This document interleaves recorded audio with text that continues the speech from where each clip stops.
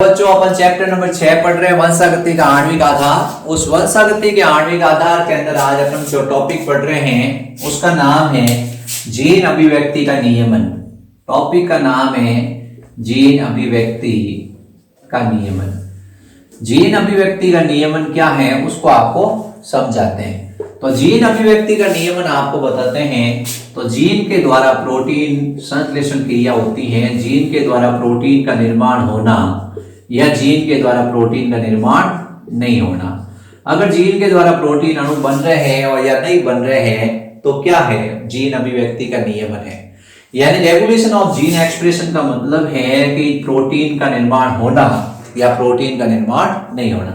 आप जानते ही हो कि जीन के द्वारा क्या बनाए जाते हैं, जीन के द्वारा एंजाइम बनाए जाते हैं। एक जीन एक एंजाइम सिद्धांत है। इसके अनुसार जीन क्या करता है, एंजाइम का निर्माण करता है। या अपन कहते हैं बाद में प्रिंसिपल है वो चेंज हो गया, एक जीन एक पॉलीपेप्टाइड प्रिंसिपल आ गया। ये क्या कह रहा है कि एक जीन के द्वारा एक पॉलीपेप्टाइड अणु का निर्माण किया जाता है। अब ये जीन के शब्द किसने दिया, ये पूछा जाता है कई बार। जॉनसन नामक वैज्ञानिक ने जीन शब्द दिया था। जीन किसके बने होते हैं, जीन डीएनए के बने होते हैं, ये ध्यान रखना है। यानी अपन कह सकते हैं न्यूक्लियोटाइड्स के बने होते हैं, न्यूक्लियोटाइड है उसके बने होते हैं जीन। ठीक है, तो जीन किसके बने हुए हैं, न्यूक्लियोटाइड्स के बने हुए हैं। अब आपसे पूछा जीन शब्द किसने दिया, जॉनसन ने दिया। जीन अभिव्यक्ति का नियमन क्या है, जीन के द्वारा प्रोटीन का निर्माण होना या जीन के द्वारा प्रोटीन का निर्माण नहीं होना। जीन किसके बने होते हैं, न्यूक्लियोटाइड्स के बने होते हैं।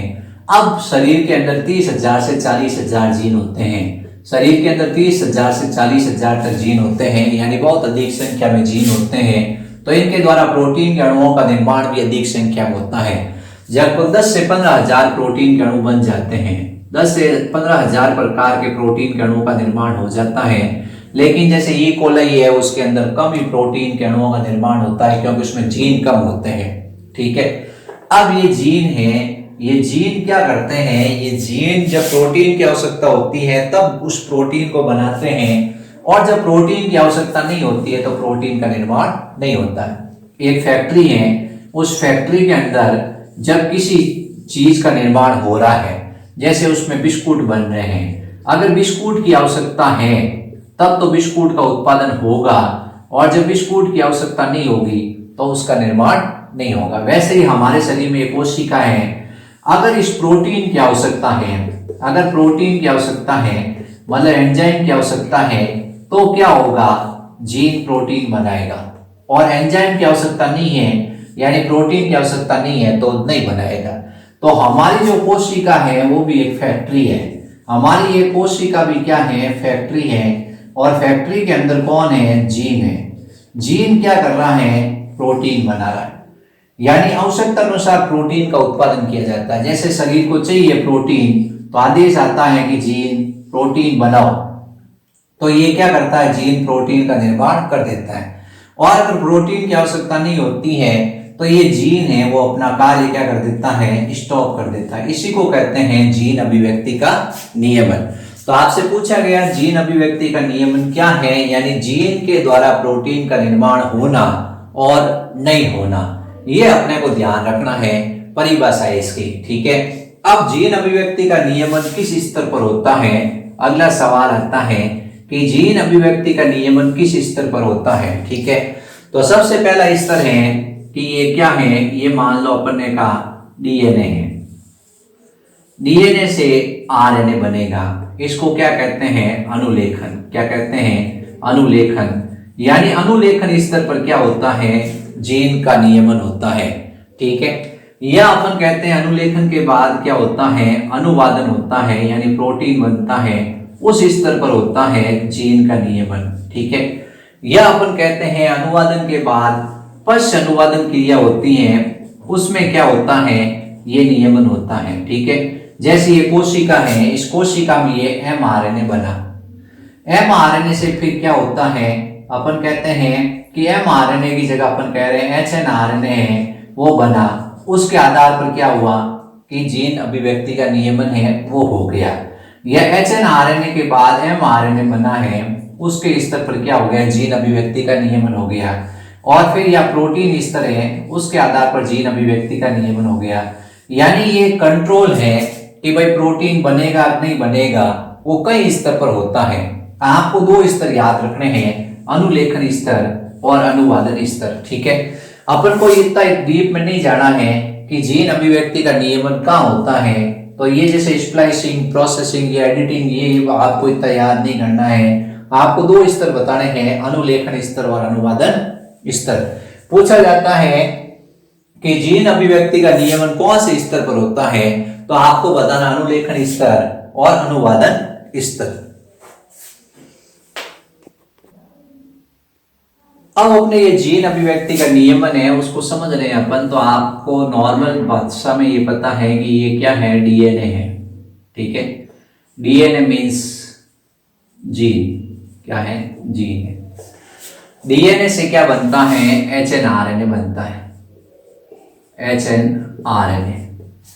ठीक है, एचएनआरएनए है उसकी होती है स्प्लाइसिंग और बनता है एमआरएनए। एमआरएनए होता है वो आता है कोशिका दरों में। कहाँ आता है, कोशिका दरों में आता है। और फिर उस एमआरएनए से क्या बनता है, प्रोटीन। क्या बनता है, प्रोटीन। एमआरएनए से प्रोटीन बनता है, इसको कहते हैं अपन अनुवादन, ट्रांसलेशन, अनुवादन, ट्रांसलेशन। और डीएनए से एचआरएनए बनता है, इसको कहते हैं अनुलेखन। अब भाई सवाल आता है कि जीन अभिव्यक्ति का नियमन कौन से स्तर पर होता है, कौन से स्तर पर होता है। ठीक है, तो अपने सवाल आ गया कि अनुलेखन पे स्तर पे होता है। जो ये आरएनए स्प्लाइसिंग हो रही है, यानी एचएनआरएनए से एमआरएनए बन रहा है। आप जानते हो स्प्लाइसिंग क्या होता है, इंट्रॉन भाग हटाया जाता है, पीछे क्या बचता है, एक्सॉन। या अपन कह रहे हैं एमआरएनए कोशिका दरों में स्थानांतरित हो रहा है, उस समय होता है। या एमआरएनए से फिर प्रोटीन बनता है कोशिका दरों में, वहां पर होता है। तो आपको बताना है सब जगह होता है। ठीक है, ऐसा नहीं होता है कि अनुलेखन स्तर पे होगा, स्प्लाइसिंग स्तर पे होगा, या एमआरएनए कोशिका दरों में आता है उस समय होता है, या फिर एमआरएनए से प्रोटीन बनता है उस समय होता है, या प्रोटीन है उसका भी क्या होता है कि एक तरह से संसाधन होता है, प्रोसेसिंग होती है। तो आपको क्वेश्चन पूछा कि नियमन कौन से स्तर पर होता है, तो आप बताओगे अनुलेखन स्तर पर। फिर आपको बताना है एमआरएनए कोशिका दरों में आता है उस स्तर पर, या अनुवादन स्तर पर, यानी स्थानांतरण स्तर पर। तो कहीं पे भी क्या हो सकता है, जीन अभिव्यक्ति का नियमन होता है। अब जीन अभिव्यक्ति के नियमन को समझाने के लिए मॉडल है जिसका नाम है lac operon model. Lac operon model, lac operon model. इसकी सहायता से आपको जीन अभिव्यक्ति का नियमन समझ में आ जाएगा। ठीक है, ये लैक ऑपेरॉन मॉडल किसने दिया था, सबसे इंपॉर्टेंट क्वेश्चन है कि लैक ऑपेरॉन मॉडल किसने दिया था। दो वैज्ञानिक थे, एक का नाम था जैकब और दूसरा था मोनार्ड। इन्होंने लैक ऑपेरॉन मॉडल दिया था। ठीक है, तो लैक ऑपेरॉन मॉडल का प्रतिपादन किया था जैकब और मोनार्ड नामक वैज्ञानिक ने। अब सवाल यह आता है कि लैक ऑपेरॉन मॉडल है ये किस में पाया जाता है, ये पाया जाता है ई कोलाई जीवाणु के अंदर। जो इस्चीरिया कोलाई जीवाणु है उसके अंदर जो मॉडल होता है उसका नाम होता है लैक ऑपेरॉन मॉडल। तो इस्चीरिया कोलाई बैक्टीरिया के अंदर कौन सा मॉडल पाया जाता है, लैक ऑपेरॉन मॉडल पाया जाता है। ये क्या है, ये लैक्टोज उपापचय से संबंधित है। ये किससे संबंधित है, लैक्टोज उपापचय है उससे संबंधित क्रिया को समझाता है। ये किससे संबंधित क्रिया को समझाता है, लैक्टोज उपापचय से संबंधित क्रिया को समझाता है। तो सबसे पहले आपसे पूछा गया है लैक ऑपेरॉन क्या है। लैक ऑपेरॉन एक्चुअल में क्या है कि जैकब और मोनार्ड ने एक सिद्धांत दिया था, लैक ऑपेरॉन मॉडल की खोज की थी। ये ई कोलाई बैक्टीरिया के अंदर पाया जाता है, यूकैरियोट हमारे अंदर नहीं है, जीवाणु कोशिका के अंदर। फिर अपन कहते हैं कि लैक्टोज के उपापचय से संबंधित है। अब आपके मन में सवाल आता है कि लैक्टोज क्या है। तो मेरे प्यारे बच्चों, जो दूध में शक्कर होती है, जो दुग्ध शर्करा होती है, उसको अपन क्या कहते हैं, लैक्टोज कहते हैं। ये सवाल कई बार आता है कि लैक्टोज शर्करा किस में पाई जाती है, दुग्ध के अंदर पाई जाती है। ठीक है, लैक्टोज है वो डाइसैकेराइड है, लैक्टोज डाइसैकेराइड है, यानी इसके अंदर क्या होता है, दो मोनोसैकेराइड होती हैं। ये लैक्टोज है, इस लैक्टोज का अपघटन क्या होता है आपको बताना है, बीटा ग्लैक्टोसाइडेज एंजाइम द्वारा होता है। एक एंजाइम है बीटा ग्लैक्टोसाइडेज, एक एंजाइम होता है बीटा ग्लैक्टोसाइडेज।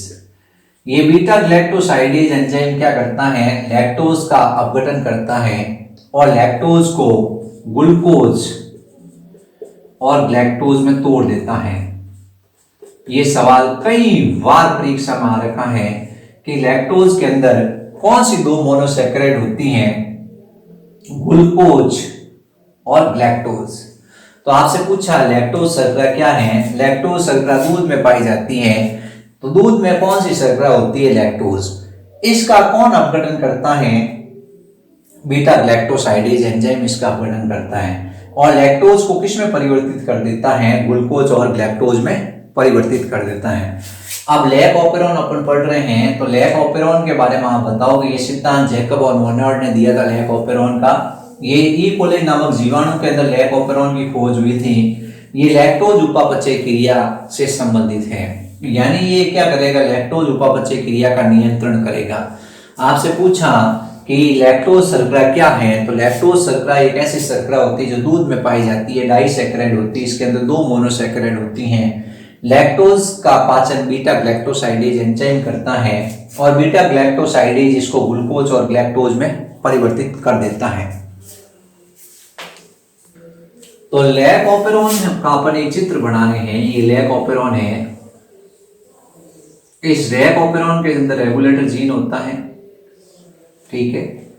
लैक ऑपेरॉन के अंदर एक रेगुलेटर जीन होगा, फिर इसमें प्रमोटर जीन होता है, फिर इसमें ऑपरेटर जीन होता है, फिर इसमें संरचनात्मक जीन होता है, ठीक है, स्ट्रक्चर जीन है, समझ गए। तो सबसे पहला जीन होता है रेगुलेटर जीन, फिर होता है प्रमोटर जीन, फिर होता है ऑपरेटर जीन। तीन तरह के जीन है, रेगुलेटर जीन है, प्रमोटर जीन है, ऑपरेटर जीन है और फिर संरचनात्मक जीन है। संरचनात्मक जीन को अपन कह रहे हैं स्ट्रक्चर जीन। क्या कह रहे हैं, structure gene. First structure gene इसके अंदर लिख देते हैं, संरचनात्मक जीन फर्स्ट, संरचनात्मक जीन सेकंड और संरचनात्मक जीन थर्ड, ठीक है। तीन जीन होते हैं, इसको कहते हैं जेड, इसको कहते हैं वाई और इसको कहते हैं ए, ठीक है। तीन जीन है। रेगुलेटर जीन है, इस जीन के द्वारा क्या होता है, दमनकारी प्रोटीन बनता है, इसके द्वारा दमनकारी प्रोटीन का निर्माण होता है, रिप्रेसर प्रोटीन बनता है, ठीक है। और जो प्रमोटर जीन है उससे आरएनए पॉलीमरेज एंजाइम जुड़ता है। प्रमोटर जीन है उससे क्या होगा, आरएनए पॉलीमरेज एंजाइम जुड़ेगा। जो आरएनए पॉलीमरेज एंजाइम है वो किससे जुड़ेगा, प्रमोटर जीन से जुड़ेगा। फिर उसके बाद ऑपरेटर जीन है, ऑपरेटर जीन से ये दमनकारी प्रोटीन जुड़ता है जाकर, ठीक है। तो आपको ध्यान रखना है कि ये रेगुलेटर जीन है उससे दमनकारी प्रोटीन जुड़ेगा, बनेगा, इसके द्वारा एक दमनकारी प्रोटीन का उत्पादन होता है। ये दमनकारी प्रोटीन है, अपन इसका चित्र इस तरह से बनाते हैं कि दमनकारी प्रोटीन है, ये किसके द्वारा बनेगा, रेगुलेटर जीन के द्वारा। इसको अपन क्या कह रहे हैं, रेगुलेटर जीन यानी नियामक जीन। इस नियामक जीन के द्वारा क्या होगा, नियामक जीन द्वारा आपको बताना है दमनकारी प्रोटीन बनेगा। फिर प्रमोटर जीन है, फिर ऑपरेटर जीन है, ये तीन जीन है। तो नियामक जीन द्वारा क्या बना, ये दमनकारी प्रोटीन बना। ये दमनकारी प्रोटीन ऑपरेटर जीन से जुड़ेगा और अनुलेखन को रोकेगा या प्रारंभ करेगा। अब आपसे पूछा ये संरचनात्मक जीन है, इस संरचनात्मक जीन के तीन भाग है, जेड, वाई और ए। जेड के द्वारा एक एंजाइम बनता है, उसका नाम होता है beta galactosidase, beta galactosidase. Beta galactosidase किसके द्वारा बनेगा, जेड एंजाइम, जेड जीन द्वारा। यानी संरचनात्मक जीन फर्स्ट द्वारा एक एंजाइम संश्लेषित होता है जिसका नाम होता है बीटा ग्लैक्टोसाइडेज, और वाई के द्वारा क्या होता है, एक एंजाइम संश्लेषित होता है जिसका नाम होता है परमीएज, परमीएज। और संरचनात्मक जीन थर्ड के द्वारा आपको बताना है, इसके द्वारा होता है आपके तीसरा एंजाइम संश्लेषित होगा ट्रांस एसिटाइलेज। तो इसके द्वारा ट्रांस एसिटाइलेज एंजाइम संश्लेषित होगा, ट्रांस एसिटाइलेज।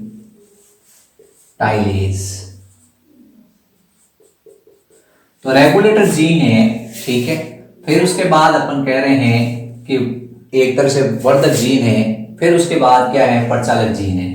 तो प्रमोटर जीन है, उसको कह रहे हैं वर्धक जीन, प्रमोट करना, और इसको कह रहे हैं प्रचालक जीन। क्या कहते हैं, प्रचालक जीन।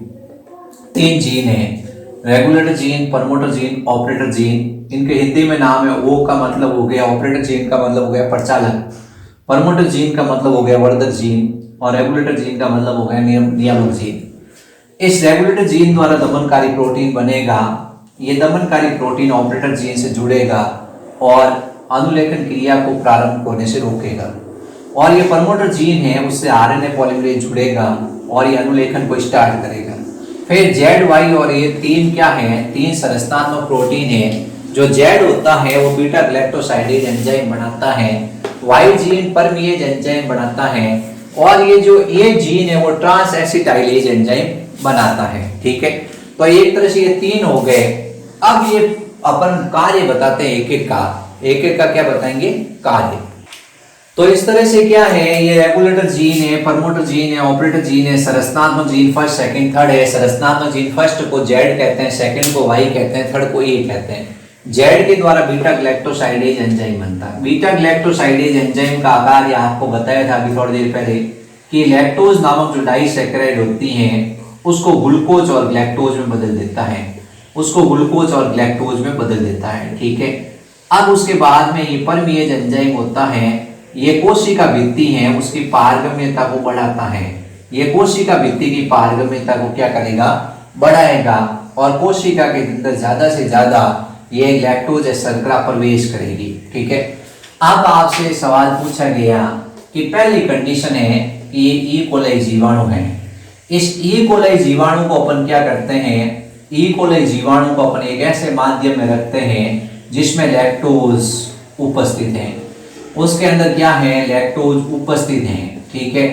एक ऐसा माध्यम है जिसमें लैक्टोज उपस्थित है, यानी पहली कंडीशन है आपने इन जीवाणुओं को लिया ई कोलाई को और एक ऐसे माध्यम में डाल दिया जिसमें लैक्टोज ही लैक्टोज है। लैक्टोज इसकी कोशिका भित्ति के अंदर प्रवेश करेंगे और इसके अंदर आ जाएंगे, ये लैक्टोज इसके अंदर आ जाएंगे, लैक्टोज इसके अंदर घुस गया, जीवाणु के अंदर लैक्टोज इसके अंदर घुस गया। अब क्या होगा कि लैक्टोज शर्करा परमिएज एंजाइम है, उसके कारण कोशिका भित्ति की पारगम्यता बढ़ गई और ये लैक्टोज इसमें प्रवेश हो गया। अब सबसे पहले रेगुलेटर जीन क्या करेगा, दमनकारी प्रोटीन बनाएगा। नंबर फर्स्ट कंडीशन है जब इसको लैक्टोज माध्यम में रखा जाता है, जब इस जीवाणु को लैक्टोज माध्यम में रखा जाता है तब क्या होता है, तो नेचुरल सी बात है कि रेगुलेटर जीन क्या करेगा, दमनकारी प्रोटीन बनाएगा। लेकिन इस दमनकारी प्रोटीन है इससे ये लैक्टोज जाकर अटैच हो जाएगा, इस दमनकारी प्रोटीन से जाकर ये लैक्टोज अटैच हो गया। दमनकारी प्रोटीन से कौन अटैच हो गया, ये लैक्टोज शर्करा अटैच हो गई और दमनकारी प्रोटीन हो गया निष्क्रिय। दमनकारी प्रोटीन हो गया निष्क्रिय। दमनकारी प्रोटीन निष्क्रिय हुआ तो ये आरएनए पॉलीमरेज एंजाइम इससे जुड़ गया और आरएनए पॉलीमरेज एंजाइम इससे जुड़ गया तो आपने देखा कि दमनकारी प्रोटीन है ये लैक्टोज के साथ जुड़कर निष्क्रिय हो गया। अब ये दमनकारी प्रोटीन किससे नहीं जुड़ेगा, ऑपरेटर जीन से जाकर नहीं जुड़ेगा, प्रचालक जीन से। और जब ये इससे नहीं जुड़ेगा तो आरएनए पॉलीमरेज क्या करेगा, अनुलेखन करेगा। आरएनए पॉलीमरेज द्वारा क्या बनेगा, एमआरएनए, और एमआरएनए से क्या होगा, beta galactosidase enzyme, trans acetylase enzyme और परमिएज एंजाइम बनेंगे और लैक्टोज है उसका पाचन हो जाएगा। ये लैक्टोज शर्करा है, इसको जीवाणु आराम से खाता रहेगा। जीवाणु इसको कैसे खाएगा कि इस लैक्टोज का पाचन करेगा बीटा ग्लैक्टोसाइडेज एंजाइम द्वारा। थोड़ी देर के बाद हो गई लैक्टोज खत्म, थोड़ी देर के बाद हो गई लैक्टोज खत्म, यानी पूरी लैक्टोज है उसको खा गया ये जीवाणु, पूरी जीवाणु इसको लैक्टोज को खा गया। अब खाते क्या होगा, ये लैक्टोज यहां खत्म हो जाएगी। क्या हो जाएगी, लैक्टोज खत्म हो जाएगी। जैसे लैक्टोज खत्म होगी तो ये दमनकारी प्रोटीन से जुड़ नहीं पाएगी क्योंकि लैक्टोज है नहीं। अब ये दमनकारी प्रोटीन भाई साहब जाके किससे जुड़ जाएगा, ऑपरेटर जीन से जुड़ जाएगा। तो आरएनए पॉलीमरेज क्या नहीं कर पाएगा, अनुलेखन क्रिया नहीं हो पाएगी, यानी एमआरएनए नहीं बनेगा। एमआरएनए नहीं बनेगा तो ये प्रोटीन भी क्या होंगे, नहीं बनेगी, एंजाइम भी नहीं बनेंगे, यानी ये क्रिया है वो रुक जाएगी। जब ये क्रिया रुक जाएगी तो beta galactosidase enzyme, trans acetylase enzyme, permease enzyme नहीं बनेंगे। जब ये नहीं बनेंगे तो ये क्या होगा, ये सब क्रिया ऑफ हो जाएगी। क्या हो जाएगी, ऑफ हो जाएगी, यानी जब आवश्यकता नहीं है तो इन एंजाइमों का निर्माण रुक गया। अब आपने देखा थोड़ी देर के अंदर आपने वापस इस जीवाणु को एक ऐसे माध्यम में रखा जिसमें लैक्टोज है, जिसमें वापस लैक्टोज है। अब वापस क्या होगा, लैक्टोज होगा तो ये ऑन हो जाएगी क्रिया। कैसे ऑन होगी, ये लैक्टोज इसके साथ जुड़ जाएगा। दमनकारी प्रोटीन के साथ जैसे ही लैक्टोज जुड़ेगा, जैसे ही दमनकारी प्रोटीन के साथ लैक्टोज जुड़ेगा, दमनकारी प्रोटीन क्या हो जाएगा, निष्क्रिय।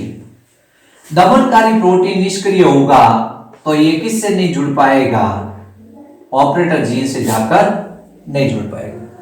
जब ये ऑपरेटर जीन से नहीं जुड़ पाएगा तो क्या होगा, आरएनए पॉलीमरेज है वो संरचनात्मक जीन है उसका अनुलेखन करेगा, संरचनात्मक जीन का अनुलेखन करेगा और उससे क्या होंगे, उससे आपको बताना एमआरएनए बनेंगे और एमआरएनए से क्या बनेगा, प्रोटीन बनेंगे। प्रोटीन मींस ये एंजाइम बनेंगे।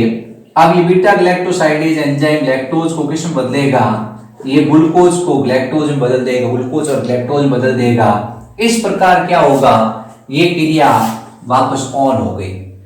अब यहाँ आराम से ये जीवाणु है वो लैक्टोज खा रहा है। थोड़ी देर के बाद ये जीव फिर लैक्टोज खत्म हो गई, फिर लैक्टोज वापस ये क्रिया क्या हो जाएगी, ऑफ हो जाएगी। कैसे ऑफ होगी, लैक्टोज खत्म हो गया। लैक्टोज खत्म होते ही क्या हुआ, ये दमनकारी प्रोटीन फिर जाके इससे ऑपरेटर जीन से जुड़ गया। ये जुड़ते ही ये क्या हुआ, ये एमआरएनए है उसका निर्माण रुक गया और इन एंजाइमों का निर्माण भी रुक गया। क्यों रुक गया, क्योंकि लैक्टोज है नहीं, इन एंजाइमों की आवश्यकता है ही नहीं। क्यों नहीं है, क्योंकि यह लैक्टोज है ही नहीं। इनका काम क्या है, लैक्टोज का पाचन करना, लैक्टोज को कोशिका में प्रवेश करवाना। अब आवश्यकता ही नहीं है तो लैक्टोज की आवश्यकता नहीं है तो ये सिस्टम ऑफ हो जाता है और जब लैक्टोज का उपस्थिति है तो ये क्रिया वापस क्या हो जाती है, ऑन हो जाती है। इसको अपन कहते हैं प्रेरणीय नियमन। प्रेरणीय नियमन यानी अपन कह रहे हैं कि एक तरह से क्या होता है, लैक्टोज की उपस्थिति के अंदर, लैक्टोज की उपस्थिति के अंदर इसको क्या मिलती है, प्रेरणा मिलती है और ये कार्य शुरू कर देता है। ठीक है, तो ये अपने को इसमें ध्यान रखना है। तो अपन प्रेरणीय नियमन पढ़ रहे हैं। ये लैक्टोज शर्करा है उसका अपचय होता है, जो लैक्टोज शर्करा है उसका अपचय समझा रहा है। क्या कर रहा है, लैक्टोज शर्करा है उसके अपचय से संबंधित है। अब अपन कह रहे हैं कुछ ऐसे प्रोटीन उत्पादन हो रहे हैं, उनकी प्रेरणा मिल रही है। प्रोटीन उत्पादन की प्रेरणा मिल रही है। ठीक है, अब अपन समझ रहे हैं कैसे कि लैक ऑपेरॉन है उसके कुछ भाग है। सबसे पहला भाग है जिसको अपन कह रहे हैं रेगुलेटर जीन। ठीक है, फिर उसके बाद अपन दूसरा भाग है जिसको अपन कह रहे हैं प्रमोटर जीन और तीसरा भाग है जिसको अपन ऑपरेटर जीन। तो तीन भाग हो गए, रेगुलेटर जीन हो गया, प्रमोटर जीन हो गया, ऑपरेटर जीन हो गया। रेगुलेटर जीन है, प्रमोटर जीन है, ऑपरेटर जीन है। ठीक है, फिर उसके बाद संरचनात्मक जीन है जेड, फिर संरचनात्मक जीन है वाई और संरचनात्मक जीन है ए। ठीक है, अब ये जो रेगुलेटर जीन है उसको अपन प्रचालक जीन भी कह रहे हैं, यानी इसको नियामक जीन कह रहे हैं। रेगुलेटर मतलब नियामक जीन, क्या कह रहे हैं, नियामक जीन, इसको नियामक जीन कह रहे हैं। ठीक है, समझ गए बात। इसको अपन वर्धक जीन कह रहे हैं और इसको अपन कह रहे हैं प्रचालक जीन। तीन जीन है। अब एक्चुअल में ये रेगुलेटर है, इसकी जगह अपन आई भी लिख सकते हैं। क्या लिख सकते हैं, आई जीन भी। आई जीन क्यों लिख सकते हैं, क्योंकि इसके द्वारा एक दमनकारी प्रोटीन बन रहा है।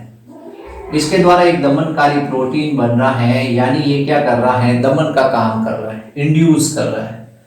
इंड्यूस नहीं कर रहा, ये एक तरह से उस चीज को रोक रहा है। तो अपन इसको क्या कह रहे हैं कि दमनकारी जीन के नाम से, आई जीन के नाम से जानते हैं।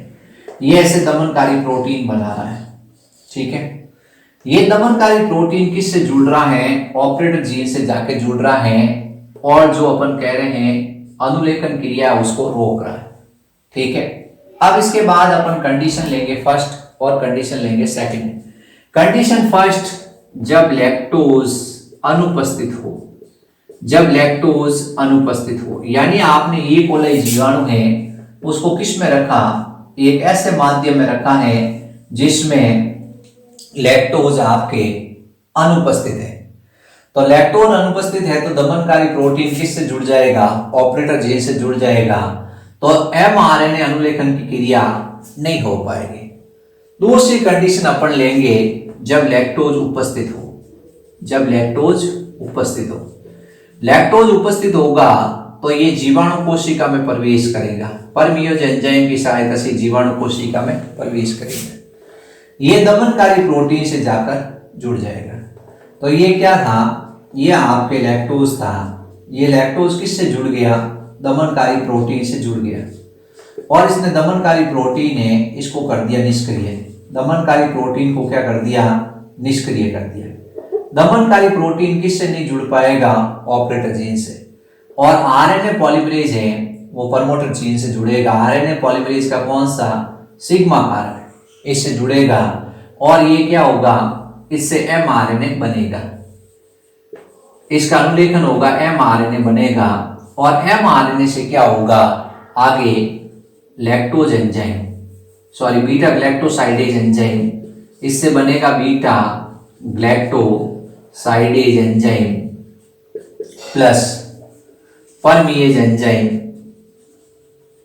प्लस एसिटो, अपन कह सकते हैं trans acetylase enzyme, trans acetylase enzyme, trans acetylase enzyme, ठीक है। तो ये लैक ऑपेरॉन ऐसे काम करता है। तो इसको कहते हैं प्रेरणीय नियमन। क्या कहते हैं, प्रेरणीय नियमन। लैक्टोज उपस्थित है तब क्या होगा, लैक्टोज अनुपस्थित है तब क्या होगा। तो इस प्रकार आपको क्या करना है, ये लैक